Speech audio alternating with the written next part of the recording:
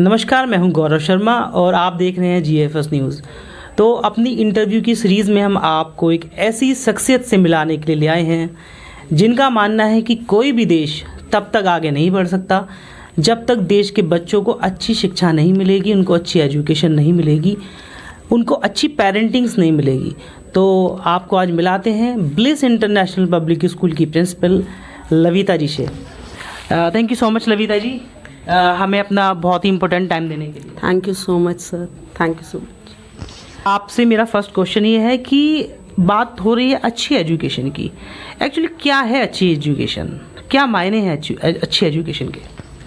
गौरव जी, अगर आप अच्छी एजुकेशन की बात करें तो अच्छी एजुकेशन जो है वो सिर्फ बुकिश नॉलेज होना ज़रूरी नहीं है, क्योंकि अगर हम बुकिश नॉलेज की बात करें तो उसके लिए तो गूगल बिल्कुल भरा हुआ है। आप हर तरीके की इन्फॉर्मेशन गूगल से ले सकते हैं। जो मेरा मानना है वो है अच्छी एजुकेशन का मतलब कि हम अच्छे ह्यूमन बीइंग बने सबसे पहले।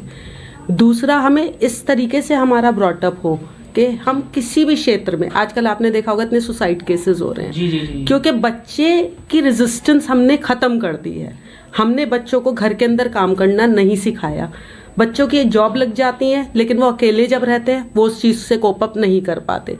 हमने उनको फेलियर्स नहीं सिखाए, हमने उनको सिर्फ ये सिखाया है अच्छे मार्क्स लाओ, ये जॉब लगनी है, ये काम करना है, इसलिए पढ़ रहे हैं। हमने उनको गोल ओरिएंटेड बना दिया है। हमने बच्चों से ये पूछा ही नहीं कि वो क्या करना चाहते हैं। हर पेरेंट्स से जब मैं बात करती हूँ तो पेरेंट्स का कहना होता है हम अपने बच्चे को डॉक्टर बनाना चाहते हैं, इंजीनियर बनाना चाहते हैं। क्या सिर्फ डॉक्टर और इंजीनियर बनके देश काम कर सकता है?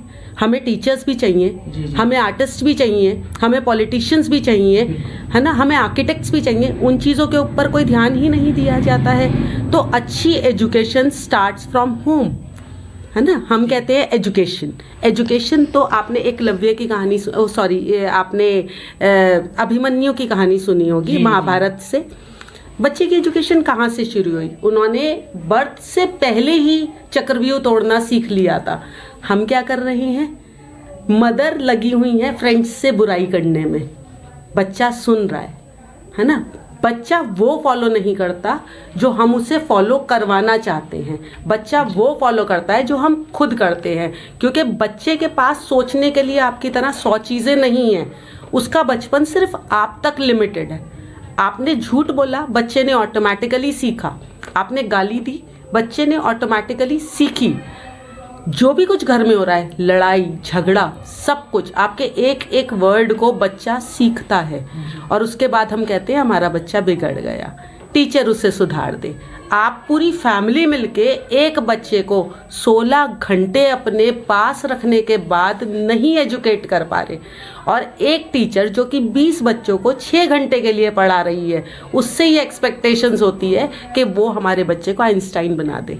This is not possible. Education starts at home. और मैं ये मानती हूँ कि अगर आपको अपने बच्चे को एजुकेट करना है तो पेरेंट्स को एजुकेट करना बहुत ज़्यादा ज़रूरी है। बच्चों को ही जगह पेरेंट्स को स्कूल भेजना ज़रूरी है, उनकी काउंसलिंग बहुत ज़रूरी है, क्योंकि हमारे पेरेंट्स टीचर्स को रोबोट्स मानते हैं। And it is not possible. जब तक हम पेरेंट्स की सपोर्ट नहीं मिलेगी हमें, तब तक हम कोई बदलाव नहीं आ सकते। दूसरा, हमारा एजुकेशन सिस्टम, हम लोग बुकिश नॉलेज के ऊपर भागते जा रहे हैं। इसीलिए बच्चों को सिर्फ बुकिश नॉलेज है। उनके जो एथिक्स हैं, हमारा कल्चर, उनके मॉरल वैल्यूज़, सब कुछ ख़त्म होता जा रहा है, क्योंकि वो चीज़ें हम उन्हें सिखा ही नहीं रहे हैं। पेरेंट्स सुबह से शाम तक मम्मी चिल्लाती रहती हैं, पढ़ लो पढ़ लो पढ़ लो। फादर आते हैं शाम को, उन्हें कोई मतलब नहीं है कि बेटा तुम्हारे साथ क्या हुआ, तुम्हारे इमोशंस क्या हैं, तुम क्या सोचते हो, आज तुम्हारे साथ कैसा हुआ। नहीं, या तो उन्हें कहा जाता है कि मैं भी थक कर आया हूँ, आप अपनी पढ़ाई करो, या फिर वो कहते हैं आज क्या हुआ भाई, कैसे पढ़ा, क्या सीखा स्कूल में। इसके अलावा हमारे पेरेंट्स को कोई मतलब ही नहीं है। तो फिर सिबलिंग सिस्टम खत्म हो गया है। बच्चे के पास कोई है ही नहीं शेयर करने वाला। अब स्कूल के अंदर बहुत सारा आपने देखा होगा कि पेरेंट्स भी परेशान है और हम लोग भी परेशान हैं, क्योंकि बच्चे अलग अलग एनवायरनमेंट से आ रहे हैं। मैम, इसमें जॉइंट फैमिली ये भी इम्पैक्टफुल रहा है इस चीज़ के ऊपर? बिल्कुल रहा है, क्योंकि पहले क्या होता था, घर में बड़े होते थे, ग्रैंडफादर, ग्रैंडमदर, ये लोग घर में होते थे और मदर्स घर में होती थी। तो मदर्स अगर घर का भी काम संभालती थी तो आपने देखा होगा कि ग्रैंडफादर, हम लोगों के एज में हमारे दादा दादी ने हमें बहुत सारी स्टोरीज सुनाई हैं, वो एक्चुअली बहुत ज़्यादा बच्चों की एजुकेशन में हेल्पफुल था। मॉरल वैल्यूज़ हमें वहीं से मिल रहे थे, क्योंकि वो स्टोरीज नहीं थी, वो इनडायरेक्टली उनके अंदर मॉरल वैल्यूज डाले जा रहे थे। अब वो सिस्टम खत्म हो गया है। दूसरा, लेडीज भी वर्किंग हो गई हैं। हमारा बच्चा, मम्मी ऑफिस गई, पापा ऑफिस गए, बच्चा कहाँ घूम रहा है, किसके साथ बैठ रहा है, जिन मेड्स और सर्वेंट्स के ऊपर हम बच्चा छोड़ के जा रहे हैं वो किस एनवायरनमेंट से आ रहे हैं, वो बच्चे के साथ उसका बिहेवियर कैसा है, वो बच्चे को क्या सिखा रहे हैं, तो वैसा ही हमारे बच्चे हो रहे हैं। मैम ने बहुत ही वैलिड पॉइंट रखा है। जॉइंट फैमिलीज़ बंद होती जा रही हैं, न्यूक्लियर फैमिलीज़ आती जा रही हैं। वो जो दादी और नानी की कहानियाँ होती थी ना पहले, जिनसे मॉरल एजुकेशन मिलती थी, वो अब बंद होती जा रही है। मैम आपसे क्वेश्चन ये है कि अभी कोविड का एनवायरनमेंट हमारे सामने से निकल के गया है, पैंडेमिक, तो बच्चों को हम लोगों ने ऑफलाइन एजुकेशन के लिए मोबाइल्स उनके हाथ में दिए, तो अब होता ये जा रहा है वो बच्चे इसके आदी होते जा रहे हैं धीरे धीरे, उनका स्क्रीन टाइम बेसिकली बढ़ता जा रहा है। तो कैसे मतलब इस चीज़ को मैनेज किया जाए? गौरव जी, इसके लिए तो मैं आपसे ये पूछना चाहूँगी, शायद आपके भी बच्चे होंगे घर पे जी। स्कूल में टीचर कितनी देर अपना मोबाइल बच्चे को देती है? जी बिल्कुल नहीं। तो जब टीचर 6 घंटे बच्चे को टीवी, मोबाइल और गैजेट से दूर रख सकती है, तो घर की रिस्पॉन्सिबिलिटी तो आप लोगों को खुद उठानी पड़ेगी।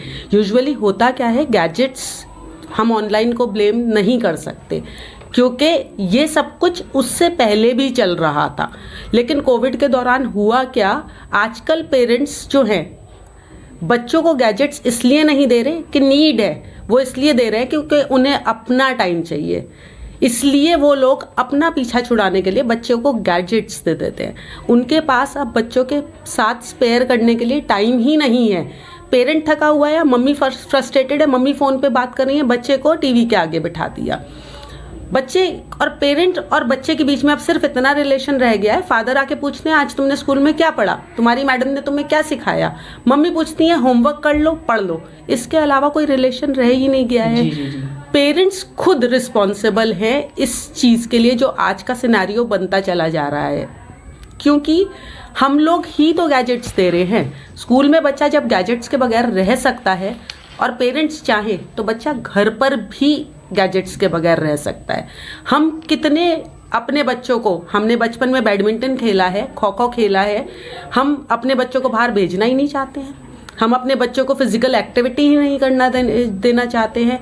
कितने पेरेंट्स इतना पेन लेते हैं कि अपने बच्चे को स्टेडियम लेके जाए, कोई नहीं करता है। तो जब आप ये सब कुछ कर रहे हैं तो स्क्रीन टाइम तो ऑटोमेटिकली बढ़ता चला जाएगा। हम लोग बच्चों को ब्लेम नहीं कर सकते कि उनका स्क्रीन टाइम बढ़ रहा है। इसके रिस्पॉन्सिबल पेरेंट्स खुद हैं, क्योंकि उनका स्क्रीन टाइम वो बढ़वा रहे हैं। सो पेरेंट्स, जो भी पेरेंट्स इस वीडियो को देख रहे हैं, मुझे लगता है अभी एक इंटरव्यू ना हो के एक बहुत ही सिर्फ एक इंटरव्यू नहीं रहा है, ये बहुत ही इंपॉर्टेंट चीज़ हो गई है पूरे पेरेंट्स के लिए, पूरी सोसाइटी के लिए। तो इसको देखें तो सोचें इस बारे में।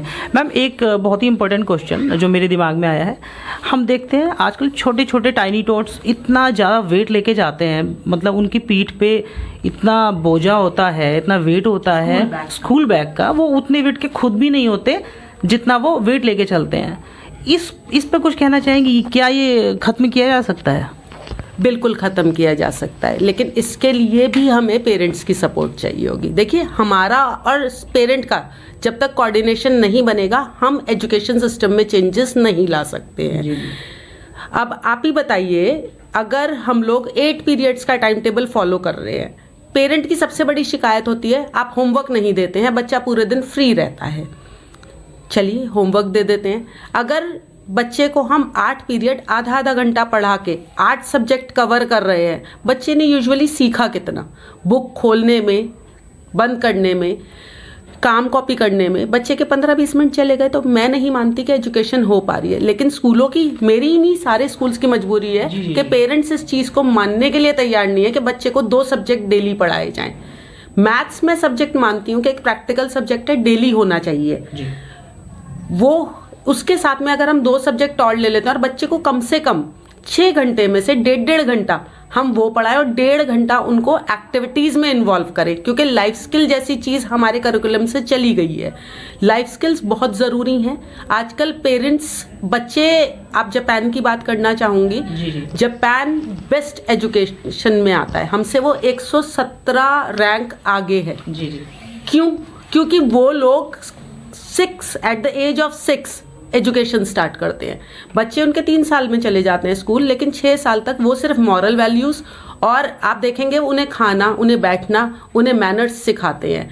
अगर स्कूल के अंदर कोई भी मेड नहीं होती है, सारा काम इतने छोटे बच्चे करते हैं, लेकिन हम घरों पे क्या कर रहे हैं, हम कहते हैं हमारा बच्चा बहुत लेजी है, काम नहीं करता है। हमने ही तो उसकी हैबिट डाली है। अरे तू पोछा मत लगा, आंटी आएंगी, आंटी कर लेंगी। खाना भी मदर्स बेड पे जाके देती हैं। हम बच्चों को मूवमेंट ही नहीं करा रहे हैं। उसके बाद जब वो 15-16 ईयर्स की एज में आके गैजेट्स से लगे हुए हैं और बेड पर लेटे हुए हैं, तो हम रिस्पॉन्सिबल बच्चों को ठहराते हैं। हमने ही तो हैबिट डाली है।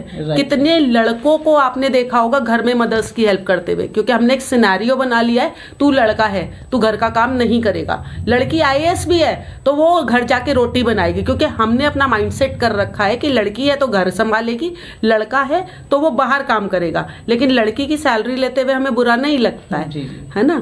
तो ऐसे में सबसे पहले तो बच्चों के अंदर ये सब डालना जरूरी है। तो अगर स्कूल 1.5 घंटा डेली बच्चों से ऐसा कुछ करवाए, लेकिन उसके लिए हमें पेरेंट्स की जरूरत पड़ेगी, क्योंकि अगर हमने किसी बच्चे को अपनी चेयर भी साफ करने के लिए दे दिया ना, तो अगले दिन पेरेंट आके लड़ना शुरू कर देता है कि मैंने बच्चे को झाड़ू पोछे के लिए नहीं भेजा है, मैंने बच्चे को पढ़ने के लिए भेजा है, क्योंकि हमने अपना माइंडसेट कर रखा है कि book book book.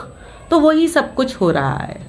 Basically mindset change करना ना सिर्फ बच्चों का बल्कि उनके पेरेंट्स का बहुत ज़रूरी है। मैम, स्पोर्ट्स बहुत ज़रूरी सब्जेक्ट है। स्पोर्ट्स को उतना सीरियसली नहीं लेते कोई भी। तो आज के जो बच्चे हैं कल के वही क्रिकेटर्स बनेंगे, वही फुटबॉलर्स बनेंगे। क्या कहना चाहेंगे, कितना इम्पोर्टेंट होता है स्पोर्ट्स बच्चे के व्यक्तित्व के विकास के लिए? इसके अंदर मैं ऐड ऑन करना चाहूंगी सर, स्पोर्ट्स ही नहीं, ड्राइंग को भी एक ऐसा यूजलेस सब्जेक्ट माना जाता है जो सबसे ज़्यादा इम्पॉर्टेंट है। आप अपने बच्चे को डॉक्टर बनाना चाहते हैं, इंजीनियर बनाना चाहते हैं, अगर उसे ड्रॉ ही करना नहीं आता, क्योंकि सारा कुछ यहाँ होता है, क्रिएटिविटी ब्रेन में है, जब तक वो बाहर नहीं आएगी, कैसे आएगी? ड्राइंग्स के थ्रू आएगी। एक छोटा सा बच्चा भी लिखना पढ़ना नहीं जानता, लेकिन ड्राइंग के थ्रू अपनी फीलिंग्स को एक्सप्रेस कर सकता है।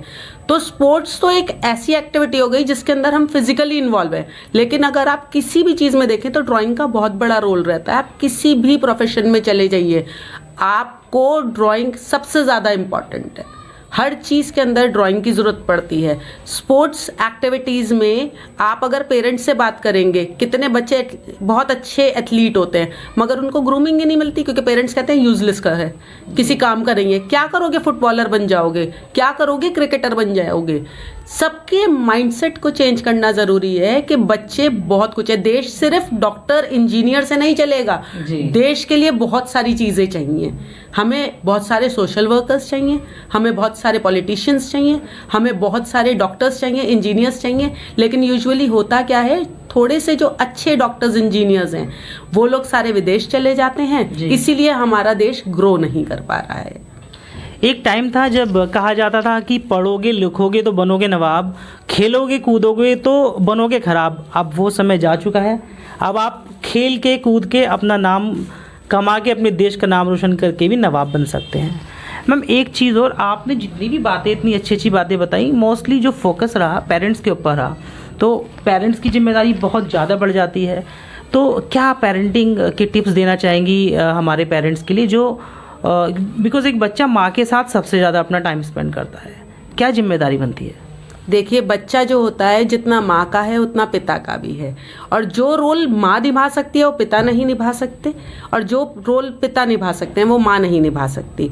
एक एज होती है 12 साल तक की, जिसके अंदर बच्चा मदर से बहुत अटैच रहता है, लेकिन 12 साल के बाद मैं ये चाहूँगी कि हर फादर अपने बच्चे को अपना फ्रेंड बना ले, क्योंकि ये एक ऐसी टीन एज, क्योंकि अब टीन एज स्टार्टिंग हो गई है 12 साल से, अब हमारे बच्चे बहुत ज़्यादा उम्र से पहले मैच्योर हो जाते हैं।